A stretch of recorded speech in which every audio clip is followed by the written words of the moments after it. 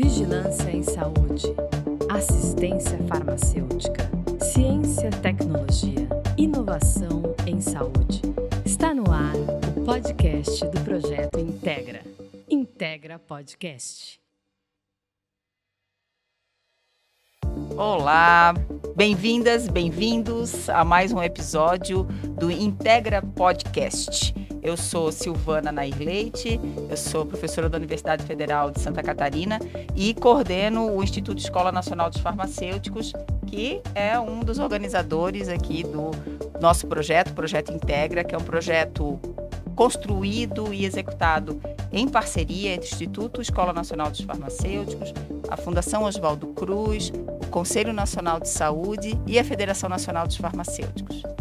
Hoje nós vamos ter um tema super importante, super atual, que ganhou muita relevância recentemente, voltou para a pauta da saúde pública e para a pauta da sociedade, que é das doenças emergentes, reemergentes, e a equidade que precisa ser bastante bem orquestrada, né? Como que a gente vai conseguir alcançar a equidade na atenção à saúde das pessoas quando se trata desse tipo de situação das doenças emergentes e reemergentes, não só nesse caso, mas em outras situações também a gente vai tentar tratar um pouquinho aqui de equidade. Bom, nós temos convidados super especiais sempre, hoje temos convidados que nós gostaríamos muito de contar aqui durante os episódios do Integra Podcast, e eu vou pedir para que eles mesmos se apresentem para a gente, pode ser? Então vamos começar com a Catiele. Obrigada, Silvana. Primeiro, obrigada pela oportunidade de participar desse momento. Bom, essa coisa de se apresentar parece simples, mas talvez não seja tanto, né? Falar sobre nós mesmos. Bom, mas eu me chamo Catiele. Eu nasci numa cidade do interior de São Paulo, chama-se Mirante do Paranapanema, e lá eu me formei até a idade adulta. Estudei farmácia em Presidente Prudente, porque Mirante não contava com a universidade, então os jovens, né, iam até Presidente Prudente ou nas cidades próximas dali, Marília, Londrina, no Paraná, né, nós ficamos ali na ponta do estado. E me formei em farmácia lá em Presidente Prudente, concluí em 2011, final de 2011. E em 2012 fui para a capital de São Paulo, como acontece com a maioria dos jovens dessas cidades do interior. E ingressei no mercado farmacêutico pelo varejo, pelo varejo farmacêutico. Fiquei algum tempo e em 2015... que foi quando eu te conheci, você coordenava o curso de gestão da assistência farmacêutica, que era uma oferta do Ministério da Saúde, do UNASUS. E foi ali, nesse contexto, que eu me deparei com as políticas públicas voltadas para o medicamento, para a assistência farmacêutica. Fui me aproximando desse tema e tive a oportunidade de atuar no município de Santo André, o município de São Paulo, da região metropolitana, na gestão, né, na gestão municipal, na Secretaria de Saúde. E depois disso, em 2016, eu me mudei para Brasília e passei a compor a equipe do Ministério da Saúde no componente estratégico da assistência farmacêutica, onde eu atuei no núcleo que a gente chamava de núcleo de doenças negligenciadas, doenças em eliminação.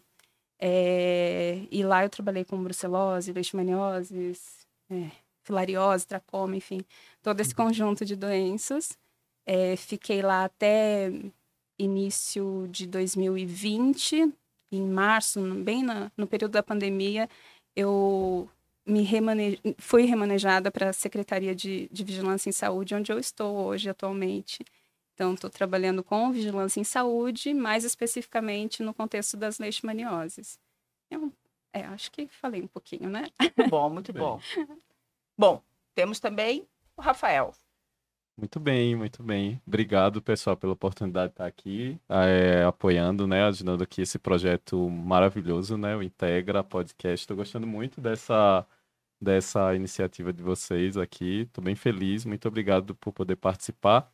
Bom, eu sou o Rafael Santana, sou farmacêutico, sou sergipano.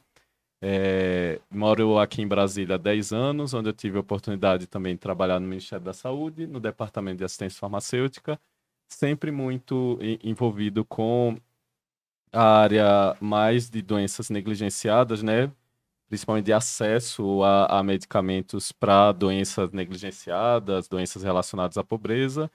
E aí, né, depois acabei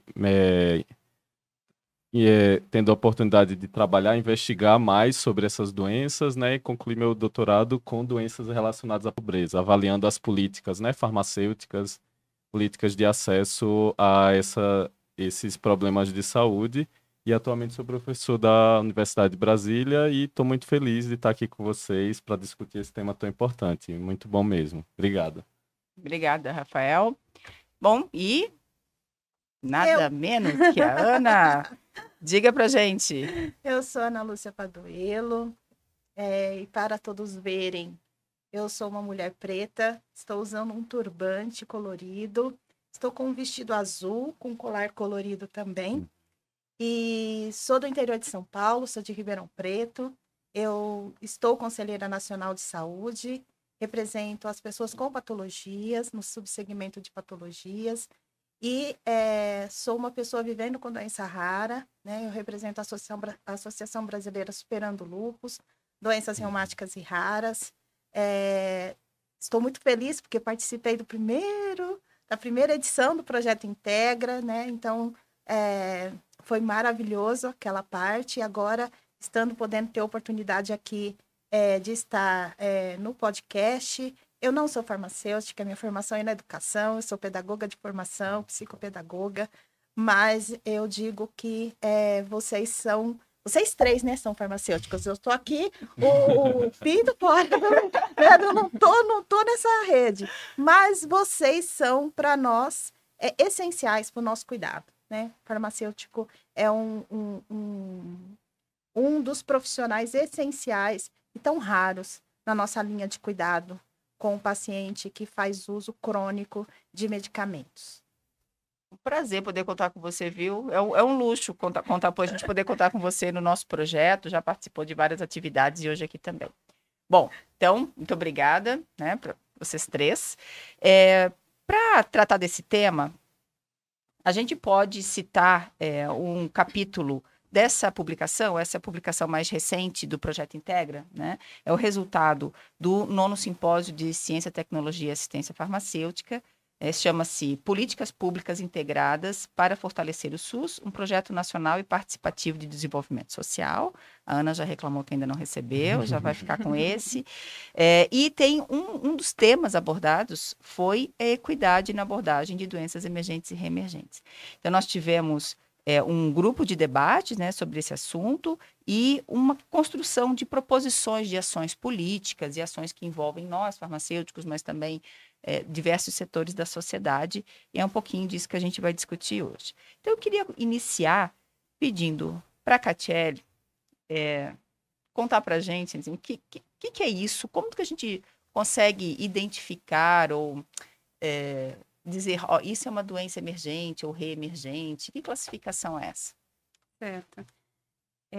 O conceito de doença emergente e reemergente, ele data do início, né, dos anos 90, quando se começou a conceituar essas doenças, agrupando em dois grupos, emergentes e reemergentes. As doenças emergentes, elas são aquelas que são novas para um contexto, e elas geralmente estão relacionadas ao fator geográfico mesmo, ao aspecto geográfico. São doenças que não ocorriam em determinada região, que porventura podem ter ocorrido em outras, mas naquela região não, elas não eram conhecidas ali e passaram a acontecer. Então, são novas doenças, são as doenças emergentes. Já as reemergentes são doenças que estão, enquanto as emergentes estão relacionadas a um fator geográfico, as reemergentes podem estar relacionadas a um fator temporal. Significa dizer que em algum momento aquela doença que era conhecida foi controlada, eventualmente ela foi eliminada, ela reemerge. Então, é assim que a gente conceitua, né, de forma bem simples, doenças emergentes e reemergentes. A gente tem vários exemplos, acho que um exemplo clássico de doença reemergente no Brasil é o sarampo, a dengue, né? Um exemplo muito clássico. O sarampo assolou o Brasil durante muitos anos, foi controlado e atualmente a gente voltou a falar da reemergência dessa doença em razão da baixa cobertura vacinal e de outros fatores, né? A reemergência e a emergência de doenças, elas se relacionam a muitos fatores, a diversos fatores. E como emergente, acho que o mais atual que a gente pode citar é a pandemia pelo novo coronavírus, né? Essa mutação de vírus que surgiu e que a gente teve que lidar com ela. Pode ser considerada uma doença emergente, porque ela não era conhecida até então, né? E passou a acontecer em determinados contextos geográficos. Elas normalmente são doenças transmissíveis? Sim, existe uma relação, né, dessas doenças com essa característica de transmissão, de infecção, são doenças transmissíveis, infecciosas, então tem relação com isso, sim. Bom, tem um outro conceito que o Rafael já falou na sua apresentação, que é as doenças da pobreza. Que categoria é essa, Rafael? Exatamente. São várias formas de se classificar, né? O que é mais comum, na verdade, o que está mais popularizado é o termo, na verdade, doenças negligenciadas, né?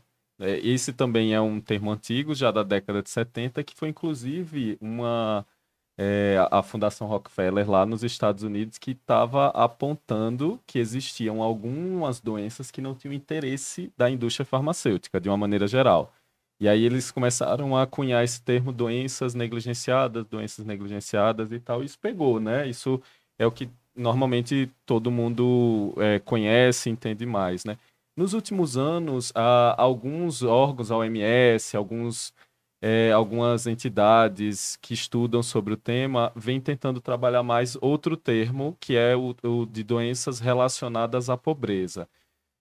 Porque, de fato, o termo já explica o porquê que elas são negligenciadas. Essencialmente, são doenças que atingem desproporcionalmente a população mais pobre, ou os países mais pobres, né, de uma maneira geral. Então, esse é o real motivo de que não haja interesse mercadológico de desenvolver novas terapias, e é por isso que elas se tornam negligenciadas.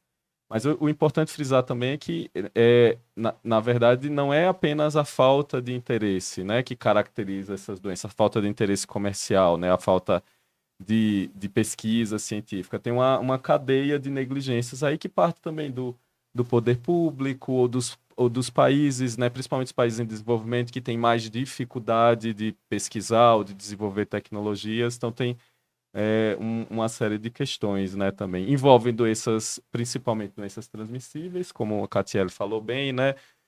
Dengue, zika, chikungunya, por exemplo, tuberculose, hanseníase, aquelas mais clássicas, né, que a gente costuma falar, doença de Chagas, mas também envolve outras que são menos, né, discutidas também, né? Doenças, algumas que já foram quase eliminadas, né, por conta da vacinação também, mas também doenças que atingem nichos específicos, né, como, por exemplo, doença falciforme, que atinge principalmente a população negra, ou problemas relacionados à drogadição, por exemplo, o abuso de crack, né, que atinge também desproporcionalmente a população mais pobre. Então, tem uma série de doenças aí que a gente vai poder discutir um pouco. Acho que é mais ou menos por aí. Bom, esse conceito de doenças relacionadas à pobreza em relação a doenças emergentes e reemergentes e tudo mais, ela acho que diferencia, né, no sentido, por exemplo, das doenças raras, que as doenças raras já foram consideradas órfãs, né, as chamadas doenças órfãs ou negligenciadas, porque atingem populações com um número muito pequeno, mas que nos últimos anos se distanciou bastante do cenário das doenças também negligenciadas ou órfãs, só que relacionadas à pobreza. Porque justamente para as doenças raras, né, Ana, a gente veio ao contrário, né, uma profusão de investimentos em pesquisas, em novas terapias, acho que daqui a alguns anos, que nem serão mais medicamentos propriamente ditos, talvez outras terapias, e com um grande interesse de mercado. Então, a questão das doenças raras se distanciou um pouco agora desse cenário, mas que também precisa de um olhar de equidade bastante cuidadoso. Sim, que a gente está falando de Brasil, né?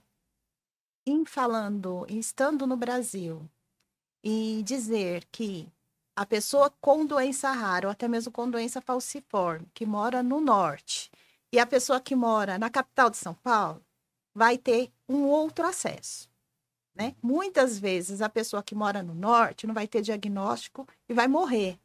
E a pessoa que mora no estado de São Paulo, ou até mesmo na capital, vai ter acesso ao médico, ao especialista, ao tratamento, ao medicamento. Então, quando a gente fala de doenças da pobreza, a gente precisa falar em determinantes sociais e a gente precisa falar de raça. Porque quem tem essas doenças, o recorte racial, o recorte de gênero e a falta de acesso da pobreza é porque não houve investimento em saneamento básico, é porque não tem acesso ao profissional médico, acesso ao atendimento, acesso ao medicamento, acesso ao tratamento. E às vezes, quando tem acesso ao tratamento, que nem da tuberculose, não tem comida para comer. Então, como que eu vou tomar o medicamento se eu não tenho nem comida? Então, eu não tomo medicamento, porque o medicamento me dá um efeito gigante. Então, a gente precisa falar, né, para quem que a gente está falando? População de é que essa? De população é essa? É a população preta e pobre, que é a maioria da população no Brasil. Então, quando fala de doença rara, porque houve um nicho de mercado muito grande, porque quem está tendo diagnóstico não somos nós. Quem está tendo diagnóstico é que tem acesso ao especialista, aos exames e, consequentemente, vai ter acesso ao tratamento. E, às vezes, nem incorporado foi o medicamento. Ele tem acesso à informação, ele já judicializou, ele está conseguindo acesso do medicamento. Então, há um interesse muito grande. Então, veja, a gente tem aí um outro conceito que é das populações negligenciadas, né? Então, as populações negligenciadas, elas são atingidas por doenças da pobreza, obviamente, são atingidas por doenças as tradicionalmente chamadas negligenciadas, mas, por quê? E essas que são negligenciadas, como o Rafael colocou, são relacionadas muito fortemente à questão de que não existe tratamento adequado, não existe investimento em novas terapias, em terapias mais eficazes e tudo mais. Às vezes até métodos diagnósticos são ainda muito arcaicos em relação a toda a tecnologia que já existe para outras situações. Mas, ainda que para doença rara, a população negligenciada, ela continua negligenciada. Então, por exemplo, uma doença rara, que algumas delas, né, muitas delas hoje já têm grandes investimentos em desenvolvimento tecnológico. Medicamentos imunobiológicos. Medicamentos, né, inovadores. Existe acesso ao produto no Sistema Único de Saúde, né, é importante frisar, tem um grande investimento público na aquisição e no desenvolvimento também, né? Tem estratégias de investimento em produção, né? Em trazer maior capacidade produtiva para o país, para essas situações. No entanto, a população que é negligenciada, ela continua negligenciada, mesmo sendo a doença que está atingindo não mais considerada negligenciada. Mas para aquela pessoa continua sendo. Então, ela tem acesso ao diagnóstico? Eu acho que talvez o maior problema em relação ao tratamento, de forma geral, para qualquer situação no Brasil, é o acesso ao próprio diagnóstico, ao diagnóstico em tempo adequado, de forma adequada, com encaminhamento adequado, né?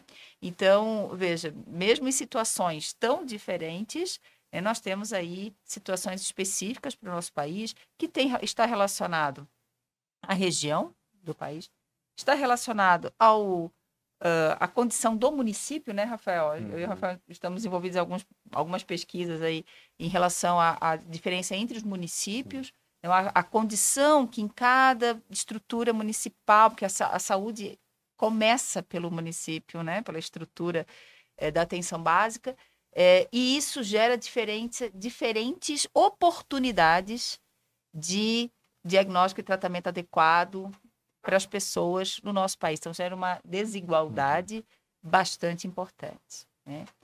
E aí, o que temos feito? O que você tem observado, Catiele, das políticas públicas e ações em desenvolvimento ou possíveis futuras ações para a gente buscar, de alguma maneira, equilibrar um pouco mais as oportunidades e a capacidade do nosso sistema de saúde de ofertar atenção à saúde adequada para todas essas populações. É tão desafiador, enquanto vocês estavam falando, a Ana fez a fala dela e você também comentando, me vem um filme na cabeça sobre... Eu tenho acompanhado mais de perto a pauta das leishmanioses, que também é uma doença incorporada ao rol dessas doenças consideradas negligenciadas. E tem um material muito interessante o InfoLeish, né, que é produzido pelo DND, em que eles trazem vários depoimentos de pacientes com leishmanioses no Brasil e fora do país, e tratam também da questão do acesso. Esses pacientes falam sobre as dificuldades deles em relação ao acesso a diagnóstico, a tratamento, e mesmo aqueles já diagnosticados, já em curso do tratamento há muitos anos, enfrentam essas mesmas dificuldades, pelo que a Ana também colocou, por falta de recurso familiar ou por uma dificuldade de dispor de um recurso para se deslocar a um serviço de saúde, para obter o atendimento, o acolhimento que é esperado, para ser diagnosticado oportunamente, para ser tratado oportunamente. E não bastasse isso, quando você me perguntar... o que tem sido discutido em relação às políticas públicas para promover esse acesso?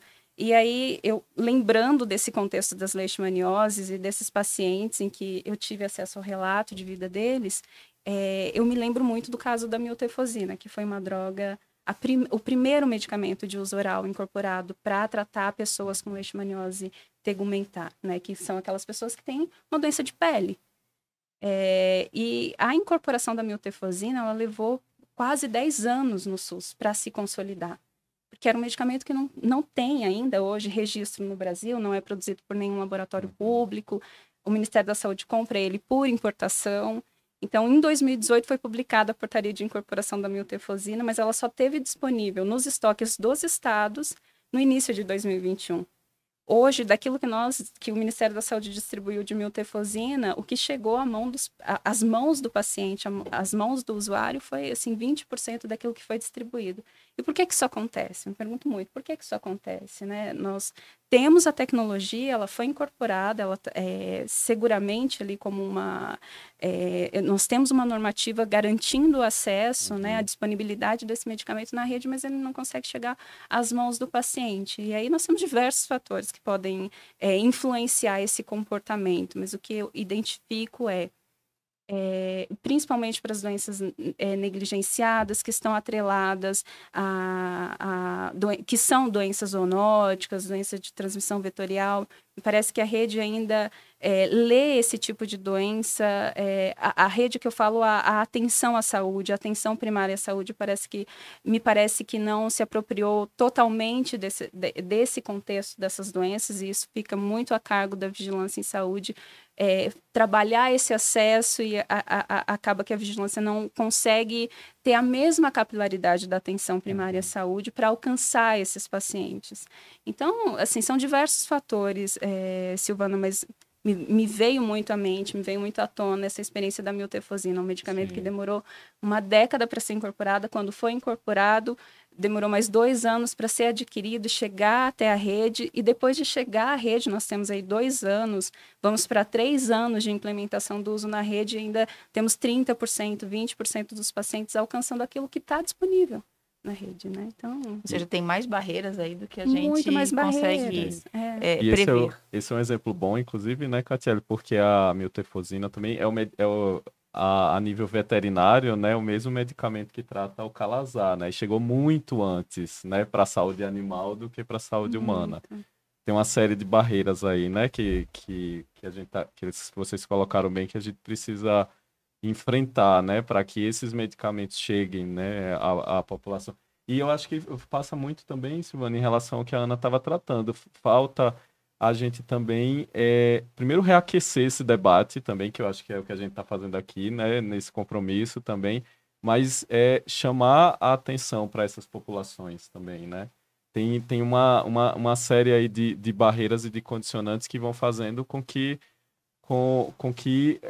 não tenha uma atenção adequada, não só das indústrias, né, da pesquisa, das universidades, mas também, né, da organização mesmo do sistema de saúde, né? Você tem uma ideia, por exemplo, né? Dada as devidas proporções, né, e os medicamentos que estão envolvidos, né, se a gente for ver o que a gente gasta, por exemplo, com assistência terapêutica para o programa de ISTs, HIV, né, por exemplo, que é um programa exemplo, né, para o mundo, né, o programa brasileiro, a gente gasta em média quase R$ 1.000 por paciente, né, de tratamento. Então, já a hanseníase, por exemplo, recebe pouco menos de R$ 50. Então, tem uma diferença aí também importante de investimento, sabe, público. Será que é só por, né? Por que será que tem tanta diferença nesse sentido? Será que é porque um tem mais indústria e o medicamento é mais caro, né? O outro é mais as indústrias públicas? Ou será que a gente tem um investimento diferente, né? São populações diferentes, talvez?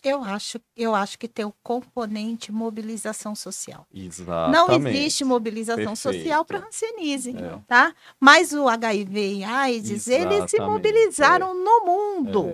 Então, investimento público, investimento em tecnologia e assim...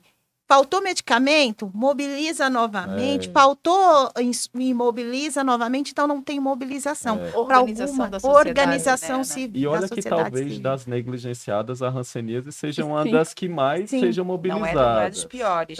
Mas quando você estava falando da hanseníase, eu me lembrei de um estudo que nós tivemos juntos, da Soraya, né? Sim. Sobre o uso da talidomida na hanseníase, né? E, veja...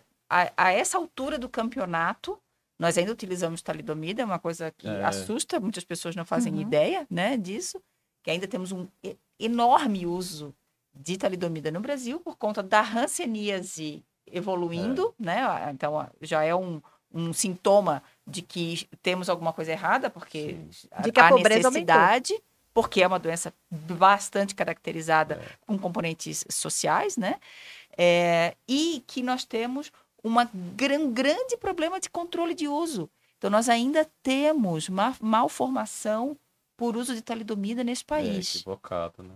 Atual. Por quê? Porque não somos capazes de fazer um controle adequado do uso desse medicamento para essa população, né? Então, como que os medicamentos para HIV/AIDS, por exemplo, tem bastante controle, vamos combinar, né? E por que para um medicamento que é muito barato, para uma população bastante negligenciada, e aí, inclusive, os sistemas de organização dos serviços de saúde, de monitoramento terapêutico, de responsabilização, que me assusta muito quando a gente vê essas situações relacionadas ao uso da talidomida e os erros do uso da talidomida hoje em dia, é a falta de responsabilização sobre essa população, né? Como que nós, da área da saúde, nosso sistema de saúde, ainda permite que isso aconteça. Então, isso é bastante assustador. É muito triste que a gente vê que os nossos corpos têm pouco valor, né? Em todas as áreas. Nas áreas, em todas as políticas públicas, né? Se a gente for fazer o recorte, a nossa condição, nosso corpo é um corpo estudado, ainda é um corpo negligenciado, né? E se a gente ainda vai fazer não só de raça, mas de gênero, nós mulheres, ainda a gente tem um componente a mais, né? Por que ainda nascem crianças com deformidade por conta da talidomida? Porque ainda tem um componente com recorte de gênero. Que barreiras a mais, aliás, que investimentos eu poderia fazer para evitar isso, né? Usando esse exemplo. Muito se discute, por exemplo, né? O que é que poderia fazer para evitar? Como, por exemplo, né, ter a dispensação feita por profissional habilitado, ter treinamento para os farmacêuticos para fazer um monitoramento desse paciente, sistema de informação adequado, como tem, por exemplo, no programa de ISTs, HIV, que é referência, né? Uma coisa que o programa tem discutido muito, que eu acho interessantíssimo, assim, quando você dispensa a talidomida para paciente, a maioria dos farmacêuticos vai fazer uma boa dispensação e vai alertar, olha, esse medicamento ele não é abortivo, esse medicamento, você tem que fazer uma dupla, né, barreira de anticoncepção, porque pode causar malformação, mas uma coisa que se discute, que não deveria nem estar em discussão, era, naquele momento, ter acesso a teste de gravidez também. Exato. Qual a dificuldade da gente, do farmacêutico, durante a dispensação, você disponibilizar um teste? Porque mesmo que a pessoa esteja em uso, né, se ela todo mês, né, tiver acesso ao teste, mesmo que ela acabe engravidando, né, por algum problema, você vai evitar, menos tempo. Você vai ter um menor tempo de exposição, e às vezes não, às vezes, né, vai... Então tem um investimento também, e aí esse investimento passa por uma mobilização. Isso que você falou foi fundamental, Ana, assim, né, que aí também vem um exemplo das doenças raras, né. As doenças raras, elas também despertam nos últimos anos a atenção, porque também tem uma mobilização. Certamente. Dos poucos que são exemplo. muitos, Sim, né? nos organizamos. Dos poucos que são muitos. São Então, muitos. e talvez isso, de alguma forma, não esteja acontecendo com outras doenças que atingem apenas o sul global, né? Atingem países sem tanto, né, interesse das indústrias, ou mesmo sem capacidade de investimento público, né? De alguma forma. Sei. Aí eu pergunto, porque como eu não sou farmacêutica, né? Aproveita. Já aproveito e pergunto. Então, por exemplo, vocês três são farmacêuticos, a Catiele trabalhou, né, diretamente ali com o usuário, mas de fato, quantos usuários já fizeram consulta farmacêutica com vocês? Quantos usuários têm Quantos acesso, usuários né? têm acesso a uma A consulta serviços, farmacêutica, ao acesso ao profissional né? farmacêutico? Porque nós, usuários de patologias, a gente pega o produto no balcão da dispensação da farmácia com um atendente administrativo, que nós consideramos que é o farmacêutico. Mas nós não temos uma consulta farmacêutica. Algumas dúvidas, provavelmente, a maioria ele não consegue me esclarecer, né? E eu vou embora com essa dúvida para casa. Então, assim, será que essa mulher que toma talidomida realmente tem um cuidado farmacêutico? Teve esse cuidado farmacêutico? E isso evitaria que crianças nascessem com deformidades ainda hoje, no século XXI? É a questão de que o acesso, o cuidar da saúde das pessoas não passa só pelo acesso ao produto, né? Acho que isso já está um assunto mais do que batido, mais do que esclarecido. Acho que todo mundo já sabe disso.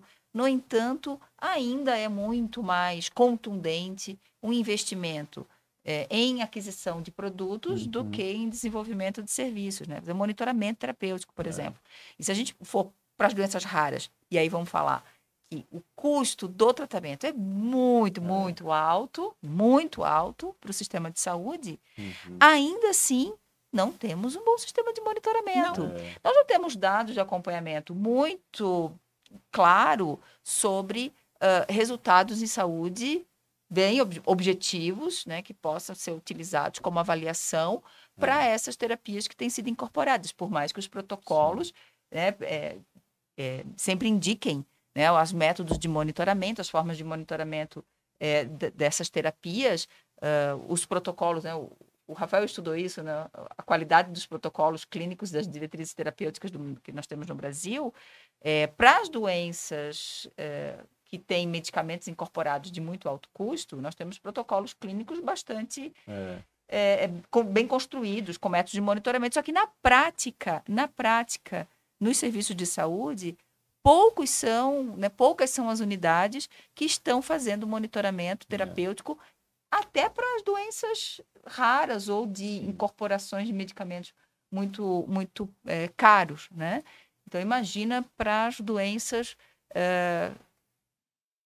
que utilizam medicamentos... Que atinge população negligenciada. Principalmente as doenças relacionadas à pobreza. Sim. As doenças que utilizam medicamentos de muito baixo custo, né, que não tem esse cuidado todo, né, de quem lida com eles lá na ponta, no dia a dia. Tem o pessoal da Gerando Falcões, né, que também é uma entidade que trabalha muito com essa questão de tentar eliminar a pobreza. Eles usam o slogan de colocar a pobreza no museu, né?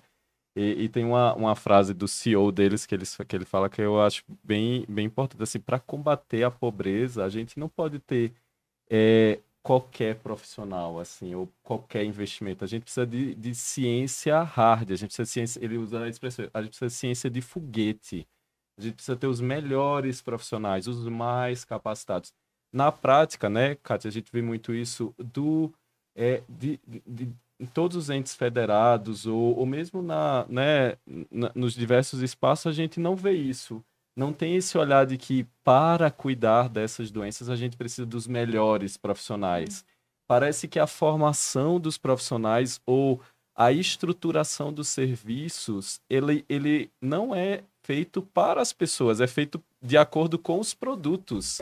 Isso é totalmente, assim, né, esdrúxulo, né? Então, não, esses medicamentos são caros aqui, a gente precisa de uma farmácia especializada, a gente precisa de uma estrutura adequada, a gente precisa de monitoramento. Não, mas a gente precisa de um sistema adequado e especializado também para monitorar as pacientes que estão utilizando talidomida. Maior, né? Porque o desafio é maior. É maior. E a gente não vai conseguir eliminar essas doenças se a gente não tiver ciência ou investimento tipo NASA, né, para essas doenças. A gente precisa de ciência e foguete mesmo. Mas qual investimento? A gente precisa vários tipos, né? Investimento de recurso, e a gente está falando de dinheiro mesmo também, né? Investimento de recursos humanos, e a gente também precisa de visibilidade, de mobilização social. Aliás, na verdade, eu acho que a gente só vai conseguir com a mobilização, né? Com a organização da sociedade. Né? A organização da sociedade é chave. A gente tem vários exemplos, né, Ana? Vários exemplos de que isso funciona. Não funciona em todo lugar. No Brasil também funciona e funciona muito bem. Então, quando você fala assim, a gente precisa ter gente muito boa, muito capacitada, porque esses problemas são os mais complexos. Sim. Lidar com a situação em que você tem o paciente que tem situação de vulnerabilidade muito alta, que tem uma região, um país... Não, mas é uma região do país, ou um tipo de município que tem pouca estrutura, pouco investimento, que você tem poucas condições de lidar, que aquela pessoa tem outras necessidades de saúde, né, de sobrevivência e tudo mais, é uma situação muito complexa. Então, esse profissional tem que ser muito preparado para achar soluções, para ser inovador no desenvolvimento de um serviço que possa, de fato, fazer diferença e produzir resultados de saúde para aquela população ou para aquela pessoa, especificamente, numa condição tão complexa. E não é isso que a gente vê. Então, por exemplo, para os farmacêuticos, né? Vamos falar aqui dos farmacêuticos, que a gente não escapa, Ana, a gente sempre fala. Falando dos farmacêuticos, são os farmacêuticos que estão hoje tendo muitas oportunidades de fazer formação específica sobre o cuidado de um determinado tipo de paciente, um determinado tipo de terapia e tudo mais. Quem trabalha com dispensação de medicamentos de alto preço. Esses estão recebendo. Então, tem evento, todas as semanas eu sei que tem eventos, tem diversas formas de aprimoramento profissional, de desenvolvimento de competências para cuidar dessas situações. Quando que nós conseguimos fazer isso, para especializar, para dar muitas ferramentas, muitas condições para o nosso colega farmacêutico que está trabalhando no município pequeno, né, que está cuidando lá na vigilância em saúde ou na atenção básica, né, com o município com pouca estrutura. Esse precisa de muito apoio. Mas acho que é uma decisão política, né, Silvana? Não, então, assim, a gente precisa falar do que é importante para o governo, né? Porque se a gente está falando de Integra e a gente está integrando as 3 políticas, né? A gente não pode esquecer que a gente falou muito de investimento em ciência e tecnologia, mas ciência e tecnologia para quem? E para quê? Né? Então, quais são as escolhas que nós estamos fazendo enquanto sociedade, enquanto gestão, porque eu quero investir. Então, a partir do momento que eu vou investir nas doenças que afetam as pessoas negligenciadas, a pobreza, as doenças reemergentes, então eu vou valorizar qual profissional? É o profissional da atenção básica. Uhum. É o profissional que está lá cuidando dessas doenças. Porque o da especializada, ele está fazendo mestrado, doutorado, especialização, e ele tem o mercado dele lá, mas não é o mercado que eu quero investir no Brasil. O mercado que eu quero investir enquanto gestão é o mercado que vai atender a base da pirâmide da minha população. Então, é uma escolha. Né? E qual é a escolha que nós, enquanto sociedade, enquanto agora gestão que está aí, nessa nova gestão, vai fazer como escolha? Né? Nós vamos escolher o quê? E aí, eu não posso esquecer de falar da 17ª. 17ª Conferência Nacional de Saúde, né? Nós fizemos mais de 100 conferências livres, conferências, a gestão fez muitas, pela primeira vez, né, nós tivemos conferências com temáticas diversas e discutindo, né, qual é o rumo que nós queremos para investimento em ciência e tecnologia no país. Nós precisamos decidir enquanto sociedade, né? Isso é a organização da sociedade, né? É a organização da sociedade. Conferência de saúde é a organização da sociedade, né? As pessoas às vezes têm uma ideia de que conferência de saúde é produzida, promovida pelos governos, e não é, na verdade, é a população, é o movimento da sociedade civil, né? A gestão fez, sim, as suas conferências livres, também para pautar assuntos de interesse da gestão, né?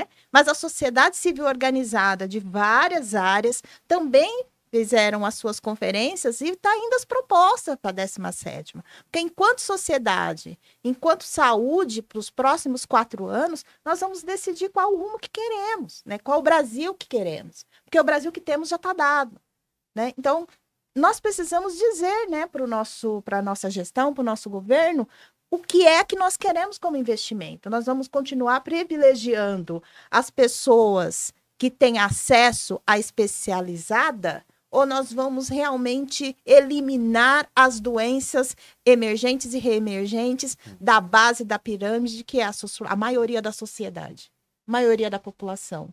E sem esquecer de fazer o recorte, porque quem é a maioria da população? É a população negra desse país. Há interesse? Então vamos de fato fazer. Vamos investir. Como nós temos equidade, né? Tudo que a gente está colocando aqui não quer dizer que a gente não precisa investir nas doenças raras, nos produtos de alto preço. A gente precisa ter investimento, porque esse alto preço não precisa ser esse preço, né? A gente tem que ter políticas públicas que deem conta de a gente atender a cada necessidade na sua medida. Então, a gente tem um investimento importante no Brasil e eu acho que é motivo de orgulho para todos nós, que é o atendimento das doenças consideradas raras e a incorporação de medicamentos e terapias de altíssimo preço. Eu sinto bastante orgulho disso, de nosso país poder dar conta de fazer. Nós estamos dando conta de fazer isso. E é extremamente importante dar acesso, né, para as pessoas na medida da sua necessidade. Então, quem tem essa necessidade precisa ser atendido.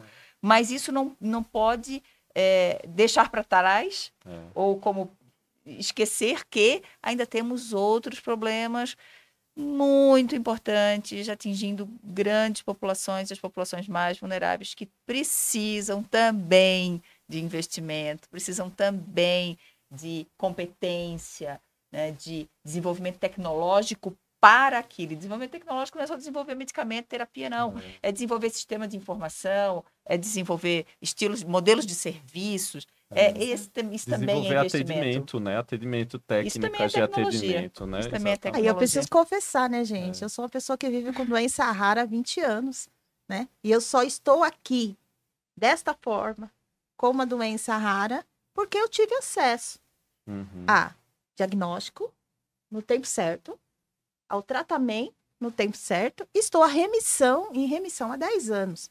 Então, graças ao SUS e graças a isso, eu tenho acesso. Que a gente não está dizendo que os investimentos em doenças raras, a disponibilização do medicamento para quem precisa, de forma correta, né? Com o acompanhamento, com a vigilância certa, porque a gente tem experiências aí, né? Eu que milito nas doenças reumáticas, né?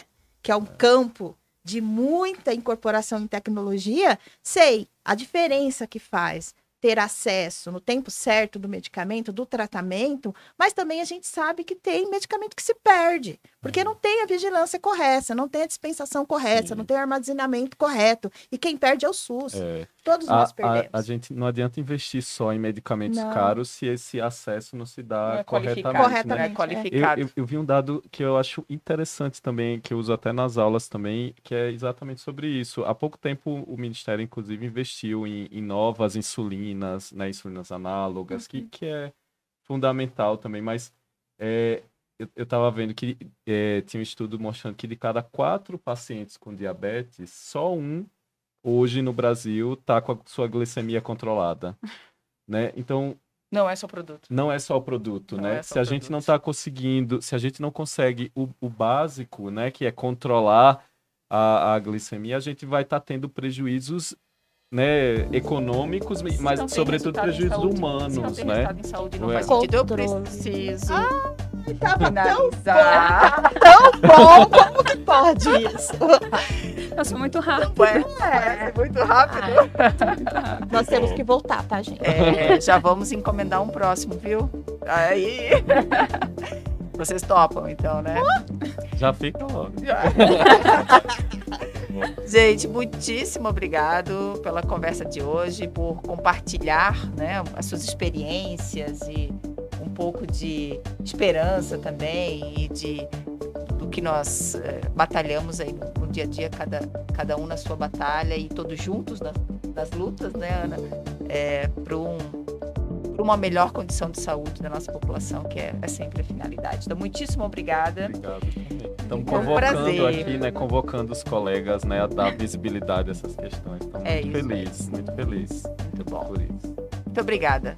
Até a próxima. Até. Tchau, tchau. Tchau. Tchau.